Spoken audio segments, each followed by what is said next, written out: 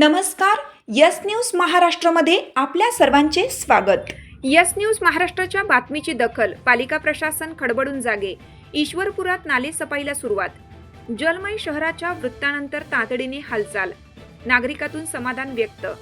ईश्वरपूर शहरात झालेल्या मुसळधार पावसानंतर शहरातील अनेक रस्ते जलमय झाल्याची आणि नागरिकांना मोठ्या गैरसोयीला सामोरे जावे लागत असल्याची बातमी यस न्यूज महाराष्ट्राने प्रामुख्याने प्रसारित केली होती.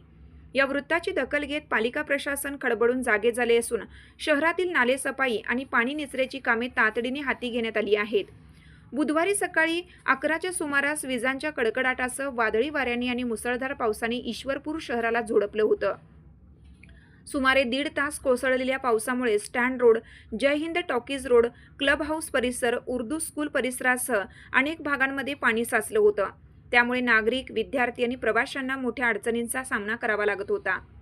या परिस्थितीवर यस न्यूज महाराष्ट्राने वृत्त प्रसिद्ध केल्यानंतर पालिका प्रशासनाने तातडीने संबंधित विभागांना सूचना देत नाले सफाईची मोहीम सुरू केली. अनेक ठिकाणी गटारींमधील गाळ आणि कचरा काढण्याचे काम हाती घेण्यात आले असून पाणी निचऱ्याच्या व्यवस्थेत सुधारणा करण्यासाठी उपाययोजना सुरू करण्यात आल्या आहेत. पालिका प्रशासनाने त्वरित कारवाई केल्याने नागरिकांमधून समाधान व्यक्त करण्यात येत आहे.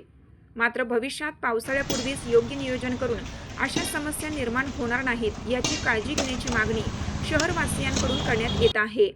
यस न्यूज महाराष्ट्रासाठी हारून नालबंद.